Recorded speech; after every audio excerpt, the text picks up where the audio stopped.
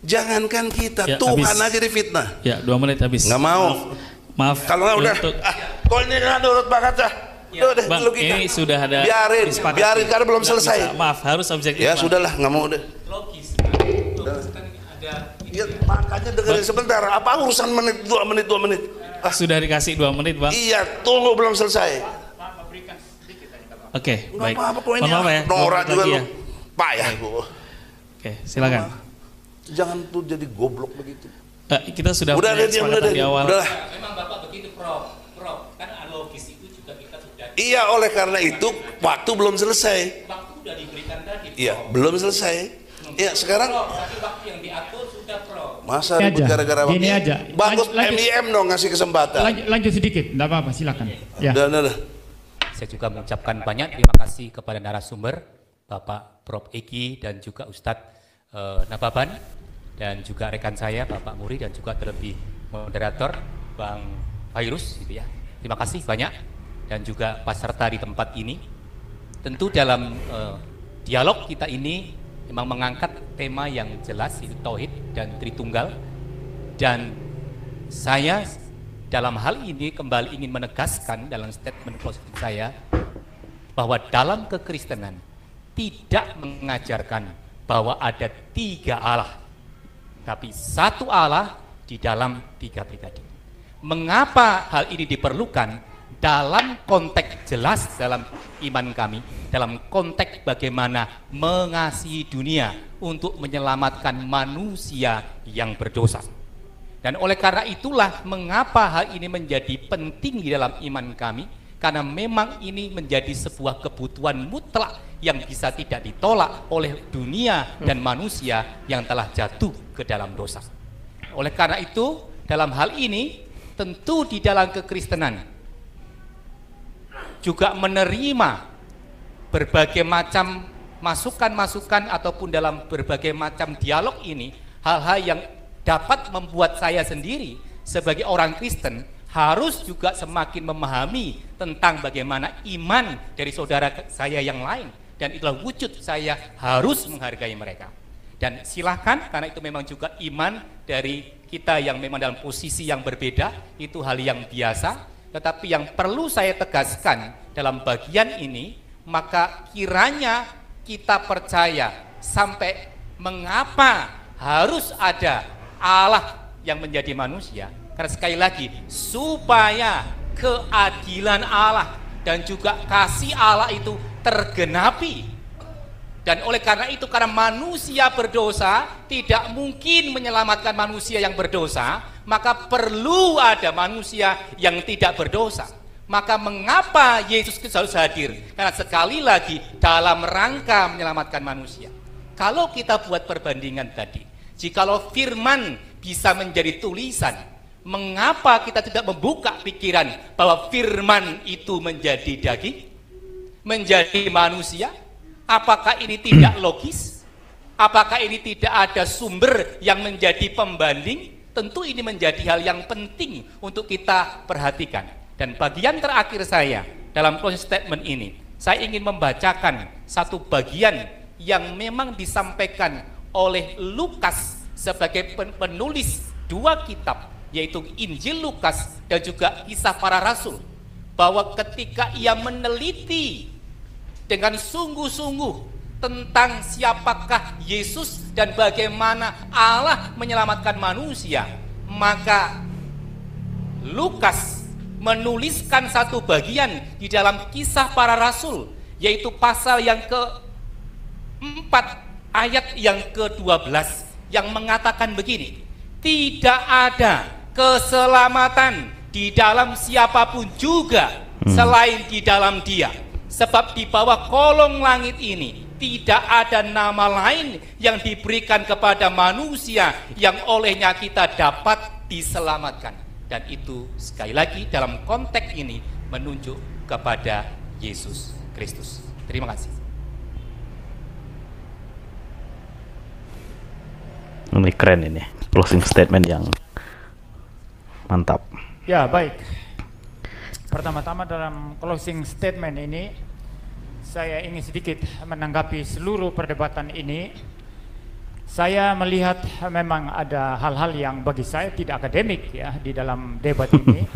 Seperti istilah-istilah yang dipakai ya, menunjuk ke lawan debat dan mengatakan blow on atau bodoh. Bagi saya itu tidak ilmiah dan tidak akademik ya. Itu yang pertama.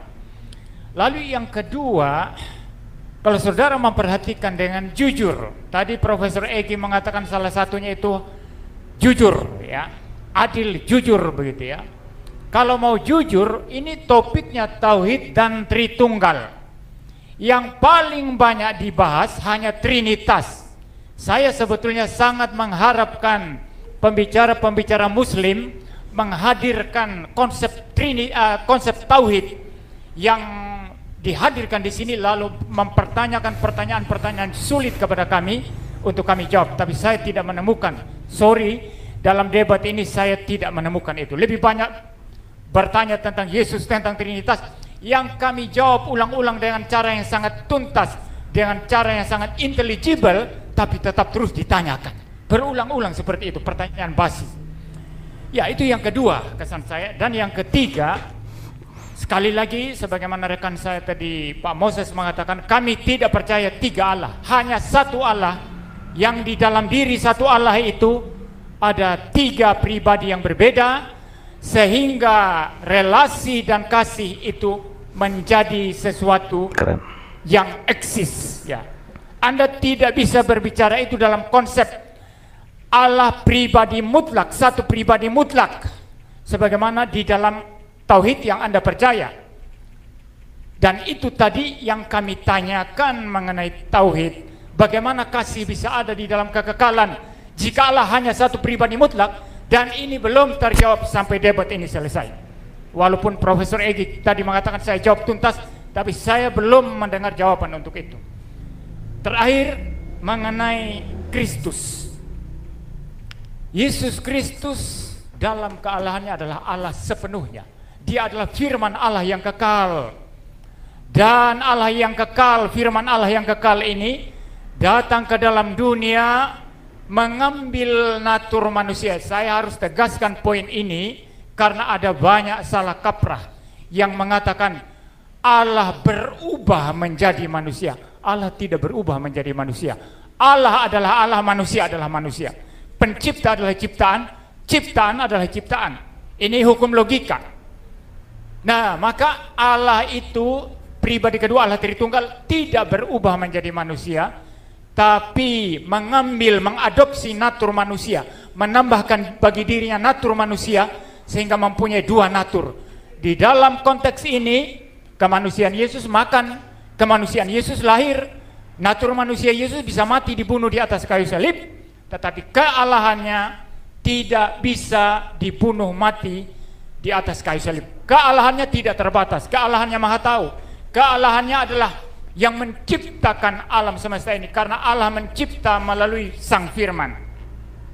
Itu sebabnya kami sangat yakin, sangat percaya apa yang dikatakan oleh Tuhan Yesus di dalam Yohanes 14 ayat 6 yang mengatakan, I am the way and the truth and the life. No one comes to the Father except through me. Tidak ada seorang pun datang kepada Bapa jika tidak melalui aku. Siapa jalan yang lurus? Yesus Kristus. Siapa jalan satu-satunya kepada Bapa di surga?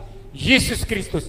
Barang siapa yang percaya kepada Yesus Kristus, dia tidak berada lagi di bawah hukuman, tapi dia akan mempunyai hidup yang kekal, hidup yang sejati, hidup yang berkelimpahan di dalam hubungan yang sifatnya personal dan pribadi terhadap atau di hadapan Allah itu sendiri.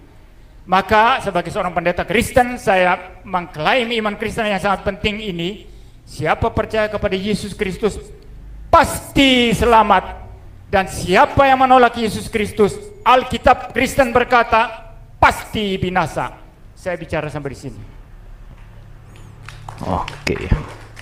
Ya, shalom teman-teman semua, terima kasih sudah menonton video ini, dan kiranya video tentang debat atau diskusi lintas agama ini menjadi pelajaran bagi kita semua, dan bagi kita yang khususnya Kristen itu menguatkan iman kita kembali kepada Kristus, bahwa hanyalah Yesus Tuhan satu-satunya juru selamat bagi umat manusia.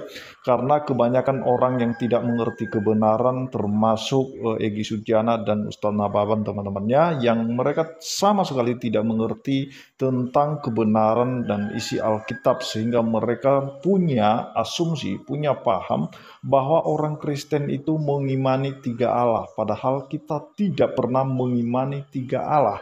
Karena bicara Allah itu bicara hakikatnya, yang dimana di dalam keesaan Allah itu ada yang namanya firman-Nya dan ada rohnya. Dan itu teman-teman sudah dijelaskan berkali-kali oleh para pendeta dan juga beberapa apologet Kristen di berbagai media sosial juga itu dibahas, dan itu orang Kristen sudah menjelaskan dengan mendetail berdasarkan ayat-ayat yang tertulis, sekalipun istilah Trinitas atau Tritunggal tidak dicatat secara eksplisit dalam Alkitab. Namun ada konsepnya teman-teman. Nah, seperti apa yang disampaikan oleh Tuhan Yesus sendiri dalam amanat agungnya kepada pengikutnya, bahwa baptislah mereka dalam nama Bapa, Anak, dan Roh Kudus. Dan seperti yang tercatat dalam Yohanes 1 ayat 1 dan sampai 14 itu mengindikasikan kepada kita bahwa Allah mempunyai firman, dan firman-Nya itulah yang diutus untuk menjadi manusia, dan itulah yang bekerja di tengah-tengah manusia, sehingga puncaknya adalah karya keselamatan yang dikerjakan di atas kayu salib. Dan kita melihat bagaimana kualitas Egy Sujana dan Ustaz Nababan dalam perdebatan ini teman-teman, justru mereka sangat emosional sekali. Kenapa? Karena memang mereka tidak punya kekuatan argumen teman-teman untuk membantah apa yang disampaikan oleh pendeta Muriwali bersama rekannya. Karena kebenaran tetaplah kebenaran, dan kiranya kita semua, baik yang Kristen maupun yang Muslim yang menonton video ini, marilah kita menyadari bahwa Allah itu mengasihi kita. Karena Dia mengasihi kita sehingga Dia mengutus firman-Nya. Dia mengaruniakan anaknya yang tunggal, supaya setiap orang yang percaya kepadanya tidak binasa, melainkan beroleh hidup yang kekal. Nah, jadi dalam tuduhan-tuduhan mereka bahwa kita memfitnah Allah, bahwa Allah punya anak, sama sekali tidak seperti yang dipahami oleh Egy Sujana dan juga Ustaz Nababan teman-teman ya. Kalau kita bicara Yesus adalah anak Allah, bukan berarti itu Allah punya anak, tetapi karena firman itu keluar dari Allah itu, karena Yesus berkata, aku datang dan keluar dari Bapa, dan setiap yang keluar dari manusia, anak manusia, yang keluar dari Allah adalah Allah. Itulah sebabnya Yesus dikatakan dui natur atau dua natur teman-teman ya. Ada natur Allah dan ada natur manusia. Itu saja yang perlu saya sampaikan. Kiranya Tuhan Yesus memberkati kita semua. Shalom.